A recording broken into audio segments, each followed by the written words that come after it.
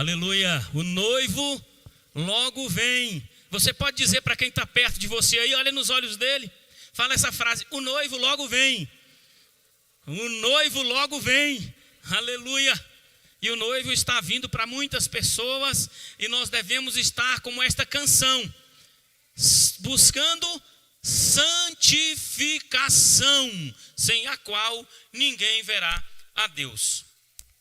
Vamos abrir a nossa Bíblia nesse momento, para meditar um pouco na palavra do Senhor, nesse dia tão festivo, que é o dia da grande Santa Ceia do Senhor.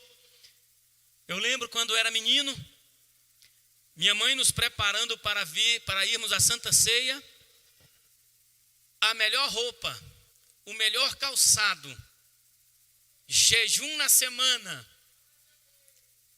era algo realmente notório, o que minha mãe fazia para que nós nos ajeitássemos, ou ela nos ajeitar para a grande Santa Ceia do Senhor. Santa Ceia é dia de alegria, porque é uma festa que está acontecendo aqui e daqui a pouco vai acontecer lá no céu. O nosso Cordeiro Pascal, a qualquer momento, virá nos buscar. Pastora Patrícia, tem alguém dizendo aí que nós vamos viver grandes tribulações.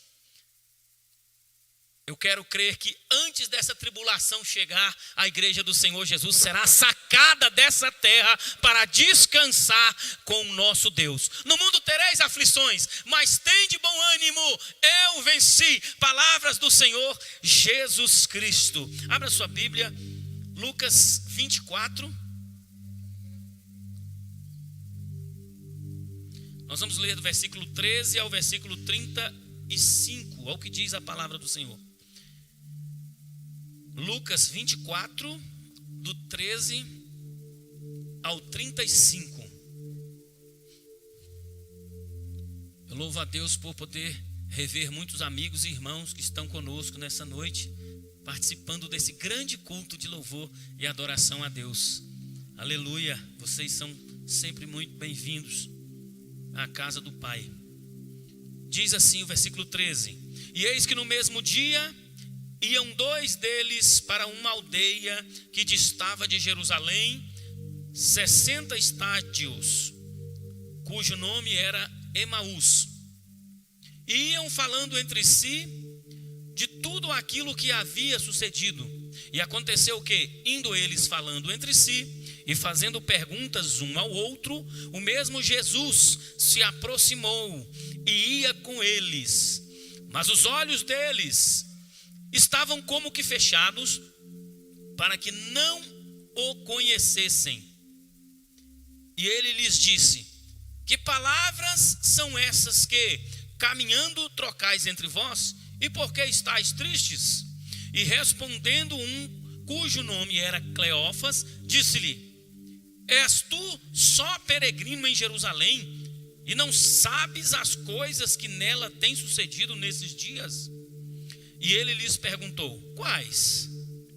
E eles lhe disseram: as que dizem respeito a Jesus Nazareno, que foi homem profeta, poderoso em obras e palavras diante de Deus e de todo o povo. E como os principais dos sacerdotes e os nossos príncipes o entregaram à condenação de morte e o crucificaram. E nós esperávamos que fosse ele o que remisse Israel. Mas agora, sobre tudo isso, é já hoje o terceiro dia desde que essas coisas aconteceram. Ainda que também algumas mulheres dentre nós nos maravilharam, as quais de madrugada foram ao sepulcro e, não achando o seu corpo, voltaram dizendo que também tinham visto uma visão de anjos, que dizem que ele vive. E alguns dos que estavam conosco foram ao sepulcro e acharam ser assim como as mulheres haviam dito, porém a ele não viram. E ele lhes disse: ó nécios e tardios de coração para crer tudo o que os profetas disseram. Porventura não convinha que o Cristo padecesse estas coisas e entrasse na sua glória? E começando por Moisés e por todos os profetas, explicava-lhes em todas as escrituras o que dele estava escrito. Então chegaram à aldeia para onde iam, e ele fez como que ia para mais longe. E eles o constrangeram, dizendo: fica conosco, porque já é tarde e já declinou o dia. E entrou para ficar com eles. E aconteceu que, estando com eles à mesa, tomando o pão, o abençoou e partiu-o e lhe o deu. Abriram-se-lhes então os olhos e o conheceram, mas ele desapareceu-lhes. E disseram um ao outro: porventura não ardia em nós o nosso coração, quando pelo caminho nos falava e quando nos abria as escrituras? E na mesma hora, levantando-se, tornaram para Jerusalém e acharam congregados os 11 e os que estavam com eles, os quais diziam: ressuscitou verdadeiramente o Senhor e já apareceu a Simão. E eles lhe contaram o que lhes acontecera no caminho e como deles fora conhecido no partir do pão. Amém? Pode tomar assento. Olha que palavra maravilhosa essa que nós acabamos de ler a respeito do nosso Senhor Jesus Cristo. O que Jesus promete, Ele cumpre. Ele não falha em suas promessas. As melhores notícias que o mundo ouviu, as melhores notícias que o mundo ouviu ou ouvirá, vieram de um túmulo vazio. Alguns olharam para o túmulo e falaram assim: não está aqui. E Jesus, conversando com eles, eles estavam exatamente falando: falou que viria, mas acharam apenas um túmulo vazio. O mestre não estava lá. A fé estava tão mínima, que eles nem cogitaram a ideia de Jesus ter ressuscitado, mesmo que Jesus havia deixado bem claro: ao terceiro dia eu vou ressuscitar. E exatamente no terceiro dia, quando aqueles homens são questionados pelo próprio Jesus, o coração ardendo com a palavra, ardendo, sentindo aquela presença maravilhosa de Jesus, mesmo assim, eles falaram: está vazio o túmulo. Alguém passou por lá. Umas mulheres falaram que os anjos falaram para ela que Jesus havia ressuscitado, mas não falaram com empolgação e nem tampouco com a certeza de que realmente ele tinha ressuscitado. Mas essa era a melhor notícia: o túmulo está vazio. A história da Páscoa, ao invés de terminar com tristeza, termina com festa, termina com alegria. Por isso que hoje nós estamos aqui. Poderíamos estar apenas relembrando a morte de Cristo e chorando, quem sabe, um Salvador que viria nos resgatar, mas não foi assim. Não, nós estamos em festa, porque Jesus morreu.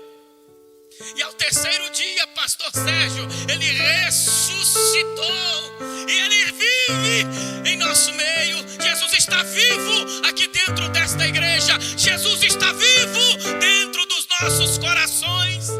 Aleluia. E eu me emociono porque não valíamos absolutamente nada. Ninguém daria nada por nós no que diz respeito a uma vida eterna. Os anjos não poderiam fazer nada. As pessoas, os religiosos que tanto pregavam esta palavra também não poderiam fazer nada se Jesus não tivesse nos resgatado, nos redimido.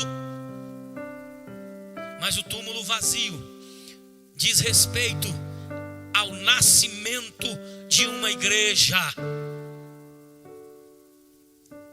a ressurreição de um povo que aguardava a vinda do Messias E o Messias veio e eles acreditaram que Jesus era e é o Filho de Deus.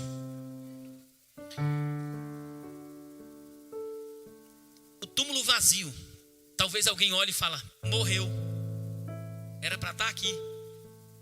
Mas o túmulo vazio representa exatamente a vida. Porque o túmulo está vazio, eu e você estamos vivos hoje. Porque o túmulo está vazio, eu e você temos garantias de vida eterna com Cristo. Temos garantias de que vamos andar nesta terra para onde nós precisarmos andar e não estaremos só. Você não está só nessa caminhada. Talvez a caminhada não seja só de alegria. Quem sabe hoje você vive momento de tristeza, de perca, de frustração. Mas deixa eu te dizer, você não está só. Jesus está nessa caminhada com você. Ele sente o que você sente. Ele está vendo o que você está passando. E Ele está exatamente dizendo para você: filho, esteja comigo, santifique-se, purifique-se, porque eu quero habitar em você e trazer paz ao seu coração, trazer alegria. Amai, anassura, manassai. Cristo, esse poderoso que alguém pensou que estava morto e não reviveria, pregado em um madeiro, colocado dentro de um túmulo, ao terceiro dia ressuscitou. E hoje eu e você podemos pregar desse Jesus como um vencedor. Se o túmulo, evangelista Adriano, tivesse cheio ou com o corpo de Jesus ali, essa pregação seria vazia. A emoção seria outra. Mas nós nos alegramos nesta noite, porque com o túmulo vazio nós podemos entender que o aguilhão da morte, a morte pensou que venceu o Mestre Jesus, mas Jesus venceu o aguilhão da morte. Jesus venceu a morte. Cristo matou a morte. Você entende o que é isso? E nós estamos vivendo um momento que a morte está poderosa, está arrastando aos milhares. Mas há um mais poderoso do que a morte: Jesus Cristo ressurreto. Ele tem o domínio da morte nas mãos. E a qualquer momento, essa morte que tanto nos assombra, que tanto nos assusta, mas ao mesmo tempo que nós achamos que é prejuízo, ela nos aproxima para sempre de Deus. Essa morte será lançada no lago de fogo e enxofre, junto com Satanás e os seus seguidores. A morte, ela não domina mais do que Cristo. Cristo, ele tem a vontade soberana e a ordem dele é dada, e até a morte tem que obedecer. Se a morte chegar e Jesus falar sai, assim como fez com Lázaro, ela terá que sair e a vida retornará. Vai ter um momento, igreja, preste bem atenção nisso. Vai ter um momento, sabe essa tristeza que a gente sente quando perde um ente querido? Perdi o meu pai há alguns meses, agora em setembro. Alguns irmãos que estão aqui perderam alguns entes queridos, muito recente. Mas sabe o que é mais interessante nisso tudo? É que a morte está simplesmente a serviço de Deus. Somente. Porque a qualquer momento nós estaremos vivos como nunca. Vivos para sempre. Olha, e o mais interessante é que esse corpo que tombou, ele vai ressuscitar. Jesus, olha, o nosso Pai vai dar ordem e os mortos ressuscitarão e estarão diante de Deus, espírito, alma e corpo novamente. E Jessé, você acha que a gente vai ficar lá envergonhado igual Adão e Eva quando percebeu que estavam nus por causa do pecado? Nunca mais. Nunca mais. Porque nós receberemos um corpo glorificado. Receberemos da parte do Pai um corpo glorificado. Sabe o que mais com a ressurreição de Cristo nós podemos perceber? Com essa ressurreição nós podemos perceber o supremo poder de Deus.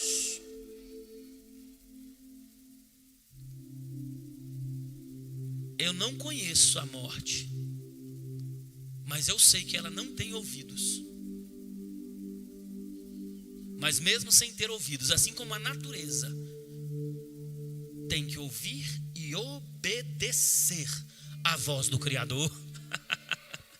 Aleluia, aleluia. Você pode glorificar a esse Jesus que está passeando aqui em nosso meio. Esse Jesus que olha para mim e para você como pessoas importantes. Jesus olha para mim e para você como pessoas individuais. Ei, ele lá está um grupo de gente ali. Não, ele olha para você, ele sonda o seu coração, ele conhece o seu pensar, ele conhece o seu andar, ele conhece o seu deitar, ele conhece o seu levantar, ele sabe o que é bom para você, ele sabe o que é melhor para você. Se os seus projetos estão fracassando, entrega a sua vida ao Senhor Jesus Cristo, confia nele, porque os projetos de Deus são melhores do que os nossos, e ele pode fazer um a um ser realizados. Olha só, o apóstolo Paulo nos afirma que sem a ressurreição de Jesus Cristo, se não houvesse a ressurreição de Jesus Cristo, nossa fé seria vã. A sua fé está baseada em quê, igreja? Você pode responder nessa noite? Tem coragem de responder? Aonde está baseada a sua fé? Em Cristo Jesus. Aí está a nossa fé. Nós cremos em Cristo, nós cremos no poder de Deus, e é aí que nossa fé está baseada. Mas se Jesus não tivesse ressuscitado, nossa fé seria vã. A nossa pregação, essa pregação que eu estou fazendo aqui agora, mostrando para você o poder que Deus tem, o poder da ressurreição em nossas vidas, seria sem sentido. Não teria impacto, irmão Daniel, maestro, na nossa vida. Se Jesus não tivesse ressurgido, seria inútil pregar o evangelho do Senhor Jesus Cristo, porque não teria concluído a sua história nessa terra. Sem a ressurreição, nossa esperança seria vazia. Já imaginou? Você conhece ou conheceu alguma pessoa sem esperança? A pessoa sem esperança, ela vive pouco. Por quê, pastor? Porque nada está bom para ela, nada alegra ela, nada alimenta ela. Não tem vontade de levantar, não tem vontade de deitar, não tem vontade de trabalhar, não tem vontade de ir à igreja, não tem vontade de fazer absolutamente nada, muito menos se alimentar. A esperança está fracassada dentro do coração. Se Jesus não tivesse ressuscitado, nossa esperança seria vazia. Nosso testemunho seria falso. Você já imaginou isso? Quem sabe continuaríamos falando a palavra, pregando a Torá e dizendo: Jeová voltará, Jeová virá, Ele encaminhará um Salvador, Ele salvará nossas almas. Sem sentido.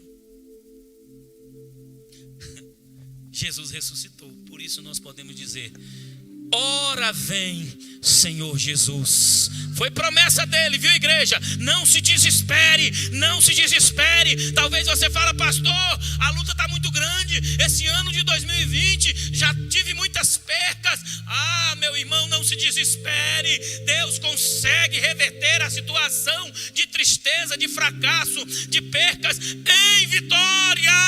Jesus tem esse poder. Se Jesus não tivesse ressuscitado, nada de pecados perdoados. Não haveria pecados perdoados. Continuaria do mesmo jeito, pecado coberto, escondido, camuflado. E não adianta, dessa forma homem nenhum virá a Deus. Pecado escondido, pecado camuflado não leva o homem a Deus. O homem só poderia visualizar uma fumacinha subindo de que Deus recebeu o sacrifício, ficariam alegres pela sua proteção. Mas presença como você sente, evangelista Valdo? De maneira alguma. É através do Espírito Santo, e ele realmente habita em nós após o retorno de Jesus para a glória. Estavam todos reunidos e lá eles estavam buscando e acreditando que o que Jesus falou iria se cumprir. E o dia de Pentecoste aconteceu, todos reunidos, buscando, clamando, a casa toda foi cheia. Eu sonho com esse dia, eu sonho com esses momentos, meu pastor, presidente, no dia que Jesus virá aqui com o seu Espírito Santo e revestirá todos nós em uma só vez, ao ponto de nós sentirmos a glória de Deus, o peso da glória de Deus sobre este lugar, ao ponto de nós percebermos com os nossos olhos uma fumaça que desce e que envolve este ambiente. Eu já vivi isso pessoalmente e sonho com um dia em poder viver novamente, porque isso pode acontecer quando uma igreja lê a palavra, quando uma igreja ora, quando uma igreja jejuma, quando uma igreja consagra a sua vida. Pode viver isso quando nós afastamos mais e mais todo e qualquer tipo de transgressão ou pecado de nossas vidas e desejamos a santificação e perseguimos a santificação. Nós podemos perceber a glória e a presença de Deus. É muito pouco apenas cantar louvores, é muito pouco apenas ministrar palavra, é muito pouco apenas sentarmos em um banco de igreja, é muito pouco. Nós precisamos sonhar com algo mais, nós precisamos e desejamos ter Deus em nosso meio, sentir a glória do Senhor manifesta em nossas vidas. Se Jesus não tivesse ressuscitado, eu e você seríamos os mais infelizes dos homens. Tudo isso, o apóstolo Paulo deixa bem claro para nós. A morte, ela teria a última palavra. Quando ela falasse, vou levar, acabou, essa seria a palavra dela. Mas até a morte sabe que a qualquer momento, todos os que ela levou, ela terá que devolver. Todos, sem exceção. Não existirá um ser humano que viveu, que vive ou viverá na face da terra, que a morte, como serva de Deus, não terá que entregar novamente às mãos do Criador. Todos, guarde isso no seu coração. A diferença é que uns estarão indo para a salvação eterna e outros para a perdição eterna. A escolha é hoje, a escolha é já, a escolha é toda hora, todo dia, todo momento. Nós fazemos essa escolha. Quem tem desejo de ir ao céu? Quem tem desejo de morar no céu? Tem alguém que tem desejo? Eu tenho.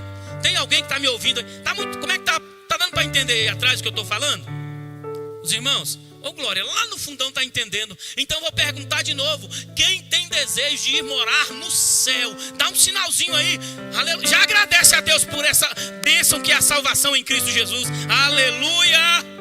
Pois é, se Jesus não tivesse ressuscitado, esse seria o nosso maior pesadelo, porque nós não iríamos para lá, só desejaríamos, só conheceríamos a história de um céu reservado para nós, mas não iríamos para lá. Mas graças a Deus e ao nosso Senhor Jesus Cristo, nós vamos para os céus. Nós vamos para os céus. Mas essa é a boa notícia. Eu repito para você: o túmulo está vazio. Cristo ressuscitou. Cristo está vivo. Está vivo. Está vivo. Não há nada nem ninguém que impeça o agir de Deus em sua vida, meu irmão, minha irmã. Celebra, pode celebrar a Páscoa, pode celebrar mesmo o momento que Jesus sofreu, o momento que ele derramou a gota de sangue por mim e por você. Pode celebrar, pode lembrar esse momento que as suas carnes foram rasgadas.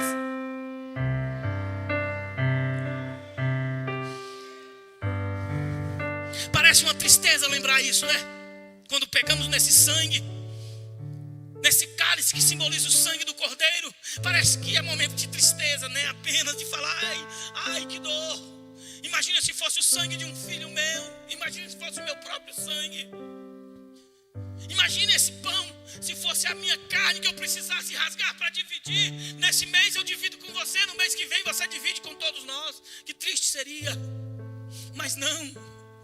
esse momento, a gente se entristece por saber que Jesus foi tão maltratado pela humanidade, tão humilhado. Mas ao mesmo tempo nós nos alegramos, porque ele estava se alimentando em Deus, na oração, na consagração, no jejum, para vencer o mal, para vencer as tentações, para vencer o inimigo e para poder estar conosco, para poder garantir para nós vida eterna nele.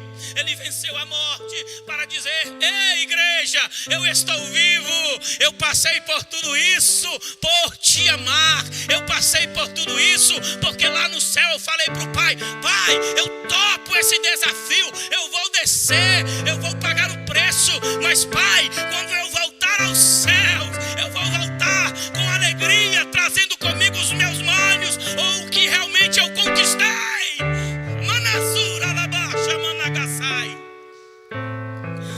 Talvez você fique se questionando: mas Deus, não tenho conquistado quase nada nessa terra, como é difícil conquistar. Deixa eu te falar uma coisa, falei ainda hoje na escola dominical, nós estamos com um tesouro sendo depositado lá no céu. Quando você santifica a sua vida, quando você se aplica realmente a ser um servo fiel do Senhor Jesus, aí vai um recado para os coitadinhos, viu? Que vive pecando e falando assim: ai, tadinho de mim, Senhor, tadinho de mim, vai ficar. Não vai subir, não vai para o céu. Deus não nos tem como coitadinhos. Deus nos dotou de sabedoria, entendimento e vontade própria. Nós precisamos tomar a decisão certa em nossas vidas de santificar. O louvor que cantou agora há pouco, a nossa irmã Nayara, fala exatamente: santificação, sem a qual ninguém, nenhum homem poderá ver ao Senhor Deus. E nós temos uma fé viva e verdadeira, uma esperança viva. Podemos testemunhar que Ele vive, Ele cura, Ele liberta, Ele salva e nos levará para o céu. O mundo está tentando te iludir? Não permita, continue acreditando. Se acharem você quadrado com esse papo de céu, um culto de domingo como esse, a gente poderia estar pregando aqui qualquer outra coisa. Receba, receba, receba, toma posse, olha, fique isso, receba aquilo. Não, eis que eu te digo: receba a salvação através da santificação e do reconhecimento do sacrifício de Jesus na cruz do Calvário.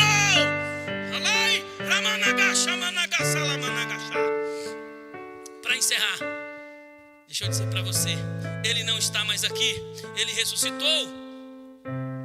O nosso coração arde quando sentimos Jesus. Eu sinto que Jesus está aqui.